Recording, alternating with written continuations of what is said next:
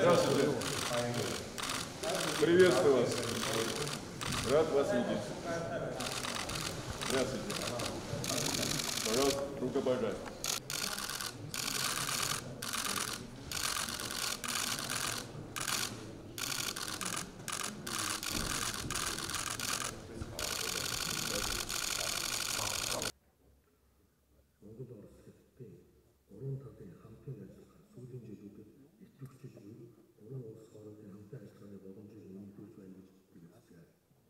Тиймээс ч гурван улсын төрийн тэргүүн нарын нээлж зурагчсан оролцож, гурван талын хамтын ажиллагааг үнэлэх талаар та бүхэнтэй санал солилцох боломж тохиолдож буй бас баяртай байна. Өнгөрсөн хугацаанд гурван талаас гаргасан хүч хармаалт, санаачлагын дүнд гурван талын хамтын ажиллагааны механизмыг бүрдүүлсэн. Гурван талт хамтын ажиллагааг улс төр, эдийн засаг, соёл, хүмүүнлэгийн болон бүс нутаг олон улсын харилцааны чиг хандлагыг тодорхойлсон дунд хугацааны замын зураглал болон хамтын ажиллагааны тодорхой төслүүдийг тогтсон эдийн засгийн коридор байгуулах хөтөлбөр гэсэн хоёр чухал баримтчийг байгуулсан том амжилт юм а. Эдгээр чухал баримтчийг байгуулснаас хойш 2 жилийн хугацаа өнгөрчээ. Одоо тэдгээрийг бодитоогоор хэрэгжүүлэх ажилд илүү анхаарал хандуулах цаг болсон гэж үзэж байна. Ийм учраас энэ удаагийн уулзалтаар дараах асуудлаар санал солилцож тохиролцоонд хүрэхийг хүсэж байна. Өнөөгийн хүрсэн тохиролцооноос нэг ч алхам Монгол улс ухрахгүй. Нэгдүгээр, эдийн засгийн коридорын хөтөлбөрийн хэрэгжилтийг эхлүүлэх.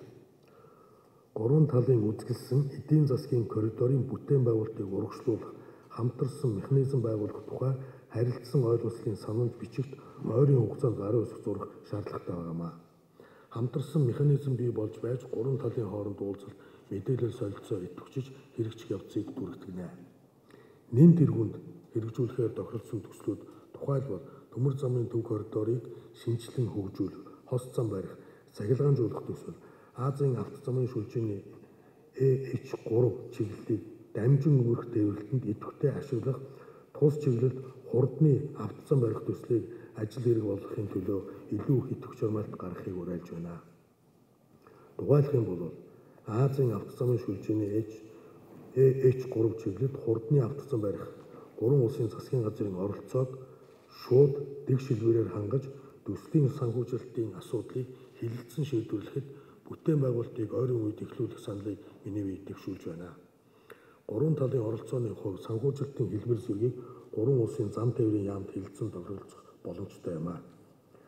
Азийн авто замын сүлжээгээр олон улсын авто замын тээвэрлэлд гүйцэтгэх тухай гурван улсын засгийн газар хоорондын хилцээрийг гурван тал соёрхон баталж удахгүй хүчин төгөлдөр болж байгаа нь уг замын ойрын хугацаанд барих таатай нөхцөлийг бүрдүүлнэ хэмээн итгэж байна. Цаашид эдийн засгийн коридор байгуулах хөтөлбөр тусгагдсан төслүүдийн наривчилсан судалгааг хийж эдийн засгийн үндэслэлийг сайтар боловсруулах үүднээс хөрөнгө оруулалтын зураг төслийн хамтарсан төвийг байгуулахыг яарвчлах нь зүйтэй гэж үздэг бас та бүхэнд илэрхийлье. Хоёрдугаар, гурван талт хамтын ажиллагааны бусад чиглэл механизмын тухайд цаашид гурван улсын төрийн тэргүүн нарын уулзалтын бэлтгэлийг хангах хүрээнд гурван улсын тээврийн уулзалтыг зохион байгуулж дэд үтсийн төслүүдийг бодитоогоор хэрэгжүүлэхэд чухал ач холбогдолтой тус механизмыг тогтмолжуулах саналтай байна. Аялал жуулчлал нь гурван талын хамтын ажиллагааг өргөжүүлэх өргөн боломжтой салбар юм а. Мөн үүн дээр цайны замыг сэргээн тал дээр аялал жуулчлалын энэ хөтөлбөр гурван тал анхаарч байгаад бас баяртай байна.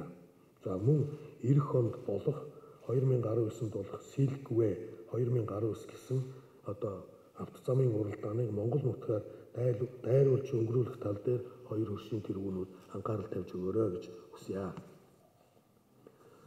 Монголын талаас удаа дараа тавьж буй Орос хятадыг холбох газрын тус байгалийн хийн хоолойг Монгол улсын нутаг дэвсгэрээр дамжин өнгөрүүлэх саналыг Орос хятадын талууд хүлээн авч нааштай хандна гэдэгт бас найдаж байна. Эрхэм нөхдөө, хөрш гурван улсын хамтын ажиллагааг бодит хэрэгжилтэнд аваачих боломж бидний өмнө нээлттэй байна.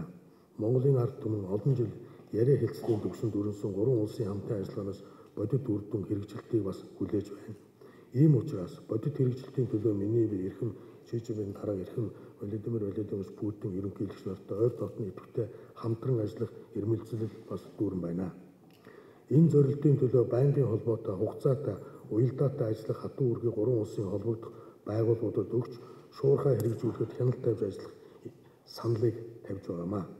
Шанхай хамтын ажиллагааны байгууллагад Монгол улс шат ахиулан оролцох бололцоог судалж, улс төрийн хүрээнийхэн олон нийтийн санал бодлыг сонсож хэлэлцүүлэг аль хэдийн эхэлсэн байгаа. Бүс нутгийн олон талт хамтын ажиллагааны чухал үүрэг гүйцэтгэх тус байгууллагын хүрээнд манай 3 улсын хамтарсан эдийн засгийн коридор хөтөлбөр хэрэгжинэ гэсэн итгэл нийт монголчууд найдаж байна. 2015 онд УПАД, 2016 онд Ташкентт болсон 3 талын дээд хэмжээний уулзалтанд бүгд найрамдах Хятад ард улсын дарга Ши Жинпин та 3 талын хамтын ажиллагааг Шанхай хамтын байгууллагын хүрээнд үргэлжлүүлэх талаар хэлсэн байна. Оросын холбооны ерөнхийлөгч ноён Владимир Путин мөн адил дэмжиж байгаа гэдэгт итгэж байна. Ингээд анхаарал тавьсанд та бүхэнд баярлалаа. 优先任务和方向，从战略层面引领好，全力推进中蒙俄。我愿借此机会同普京总统尊敬的巴特图拉嘎 направлением как промышленность, инвестиции, высокие технологии.